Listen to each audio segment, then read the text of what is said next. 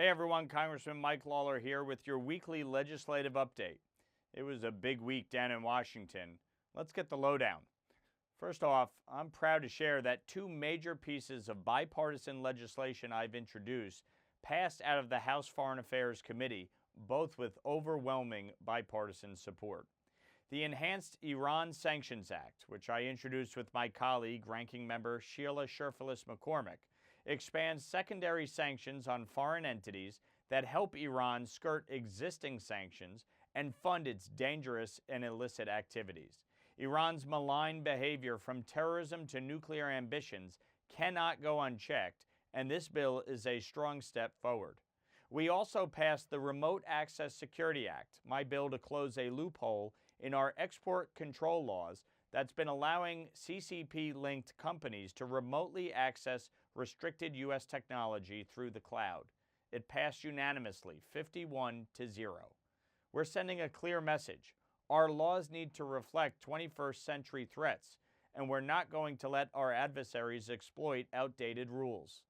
Now, closer to home, during Child Abuse Prevention Month, I reintroduced the Paula Bohovesky and Joan D'Alessandro Act, a bill named for two young girls, one from our very own community, who were tragically murdered decades ago.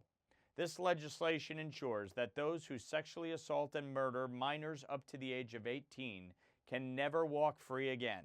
It's about some sense of justice for victims and their families, and holding accountable those who commit such heinous crimes.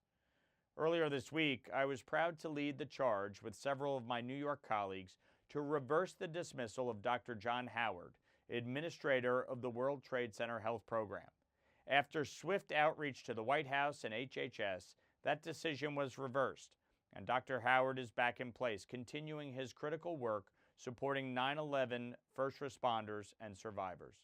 This program is deeply personal to so many families in the lower Hudson Valley, and I'll always fight to protect it. Finally, this week, we passed a budget resolution, which will allow us to begin the process of negotiating a reconciliation bill. The bill will focus on several key areas, including securing our border, strengthening our military, increasing domestic production of energy, right-sizing the scope of the federal government and reining in spending, and passing a tax bill to provide immediate tax relief to hardworking middle-class families all across our country, including lifting the cap on salt. That has been a top priority for me, and I will fight tooth and nail to make sure that we lift the cap on salt and provide tax relief to hardworking New Yorkers and Hudson Valley families. That's the latest news from Washington. As always, it's an honor to serve the people of the lower Hudson Valley. I'll see you soon.